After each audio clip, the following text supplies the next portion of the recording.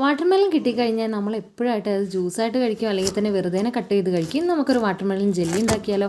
അതും വളരെ പെട്ടെന്ന് കുട്ടികൾക്കൊക്കെ ഒത്തിരി ഇഷ്ടപ്പെടുന്നൊരു വിഭവമാണ് കേട്ടോ. അത് വലിയവർക്ക് കഴിക്കാനും നല്ല രസമാണ്.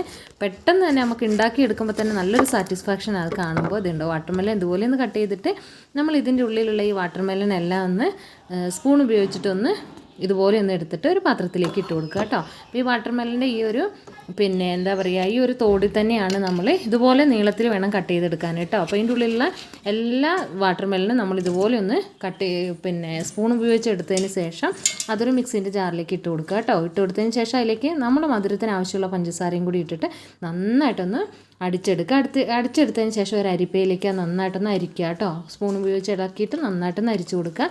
അരിച്ചെടുത്തതിന് ഇത് കണ്ടോ, ഇതുപോലെ നന്നായിട്ടൊന്ന് അരിച്ചു കൊടുക്കുക. എന്നിട്ടൊരു പാത്രത്തിലേക്ക് ഒഴിക്കുക കേട്ടോ. എന്നിട്ട് അതിലേക്ക് ഒരു 10 ഗ്രാം ചൈനാഗ്രാസും കൂടി ഒന്നിട്ട് കൊടുത്തിട്ടുണ്ട് കേട്ടോ. ഈ ചൈനാഗ്രാസും കൂടി ഇട്ടതിന് ശേഷം നന്നായിട്ടൊന്ന് ഇളക്കിയതിന് ശേഷം അത് നമ്മൾ ഗ്യാസ് സ്റ്റോപ്പിൽ വെച്ച് നന്നായിട്ട് ഇളക്കി നന്നായിട്ടൊന്ന് മെൽറ്റ് ചെയ്തെടുക്കുക.